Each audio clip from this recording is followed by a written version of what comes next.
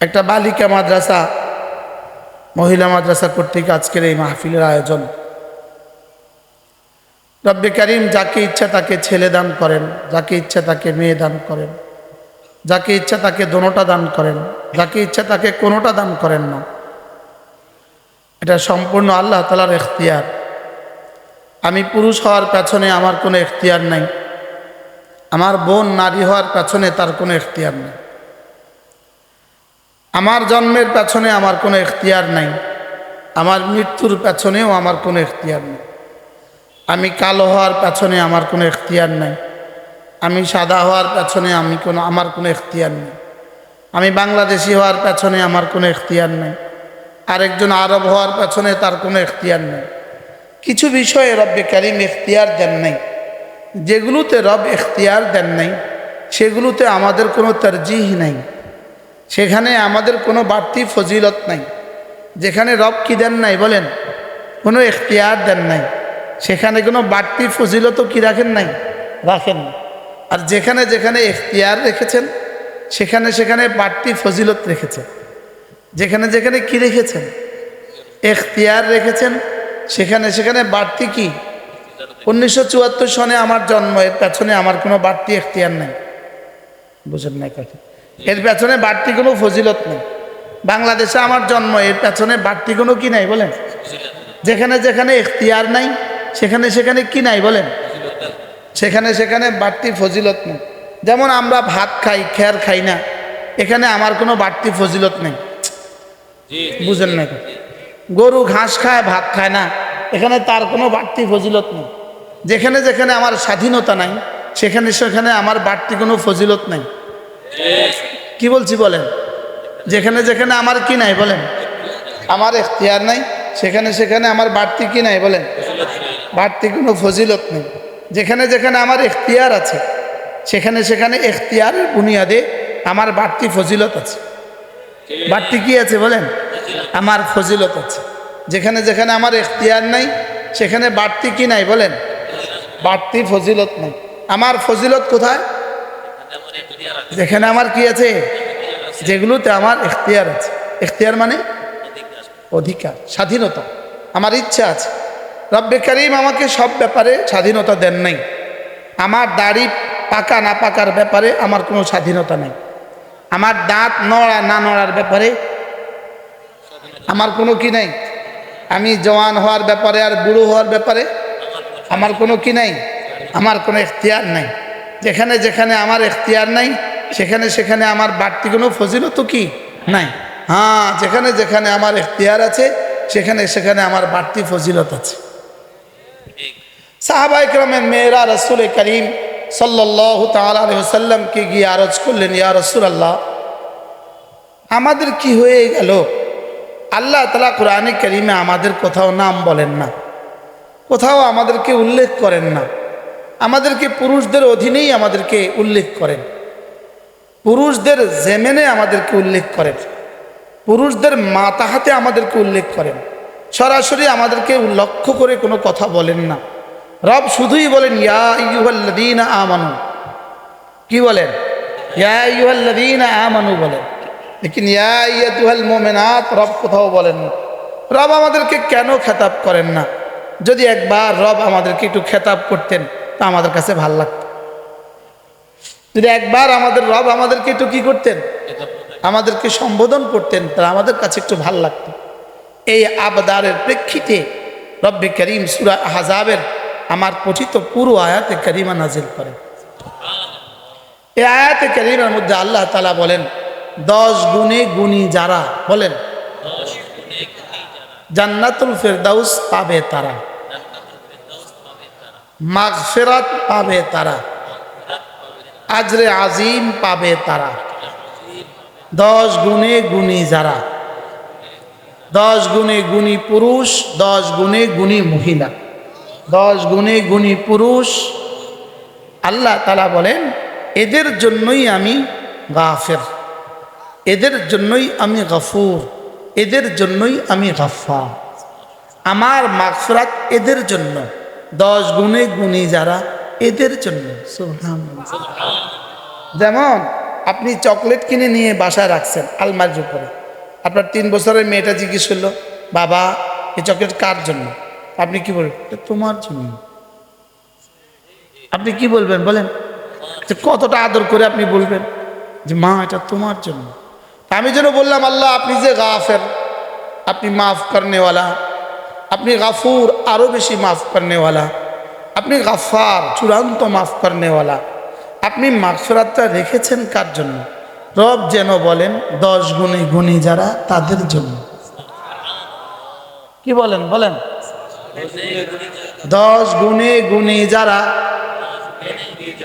মাগফিরাত পাবে তারা, 10 গুণে গুণী যারা মাগফিরাত পাবে তারা, আজরে আজিম পাবে তারা।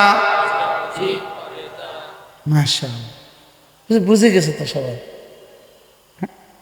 বলুন তো দেখি মাগফিরাত কারা পাবে? হুজুর হয়েছে, ওয়াজ হয়েছে।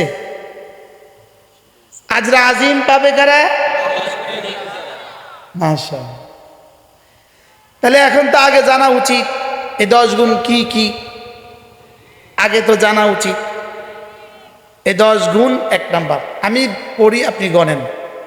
ইন্নাল মুসলিমিনা ওয়াল মুসলিমাত 1 নাম্বার, ওয়াল মুমিনিনা ওয়াল মুমিনাত বলেন 2 নাম্বার, ওয়াল কানিতিনা ওয়াল কানিতাত, ওয়াস সাদিকিনা ওয়াস সাদিকাত, ওয়াস সাবিরিনা ওয়াস সাবিরাত, ওয়াল খাশিঈনা ওয়াল খাশিআত, والمتصدقين والمتصدقات، والصائمين والصائمات، والحافظين فروجهم والحافظات، والذاكرين الله كثيرا والذاكرات। হয়ে গেছে। এই 10 গুণে গুণী যারা হবে, রব বলেন আমি গাফের তাদের জন্য, আমার মাগফিরাত তাদের জন্য। 10 গুণে গুণী পুরুষ, 10 গুণে গুণী মহিলা বলেন। আল্লাহ আল্লাহ আমাকে 10 গুণ দিয়ে দেন। এই 10টা গুণ, এটা আমাদের মান্তিকের ভাষায় একটা শব্দ আছে, মানে আতুল খুলুক। এর অর্থ কি? একটা থেকেও শূন্য হওয়া যাবে না, একটা থেকেও খালি হওয়া যাবে না, একটা থেকেও কি খালি হওয়া যাবে না। যেমন ধরেন 70 গজ লম্বা একটা চেইন আছে, চেইন শিকল আছে, শিকল একটা একটা করে কি আছে, জোড়া জোড়া জোড়া জোড়া, শুধু একটা ছেঁড়া আছে। এখন কি 70 গজ চেইন 70 গজ আছে না টুকরো টুকরো আছে? কিন্তু ছেঁড়া কয়টা? একটা বিচ্ছিন্ন হইলে, হ্যাঁ, তাহলে বোঝা গেছে সবটা একসাথে লাগা, সবটা একসাথে কি, এখানেও 10টা একসাথে লাগা। বলেন একটা আছে একটা নাই, কোনোটা আছে কোনোটা নাই, হবে না বাপু, হবে না, হবে না। যেমন ধরেন একটা খাসি রান্না করলেন, সব আছে, শুধু লবণটা দিলেন না, এটা কি খাসি না মাটি হয়ে গেল?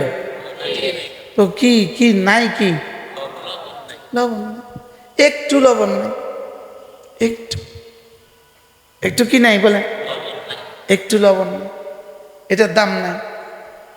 তাহলে বোঝা গেছে কয় গুণ লাগবে? 1 নাম্বার। এবার বাংলা শুনেন, মুসলমান নারী পুরুষ, মোমেন নারী পুরুষ, লম্বা লম্বা নামাজ পড়নেওয়ালা নারী পুরুষ, সত্যবাদী নারী পুরুষ, সবরকারী নারী পুরুষ, বিনয়ের সাথে নামাজ পড়নেওয়ালা নারী পুরুষ, सदाका करने वाला नारी पुरुष, रोज़ा रखने वाला नारी पुरुष, लज्जास्थान की हिफाजत करने वाला नारी पुरुष, बेशी बेशी जिक्र करने वाला नारी पुरुष।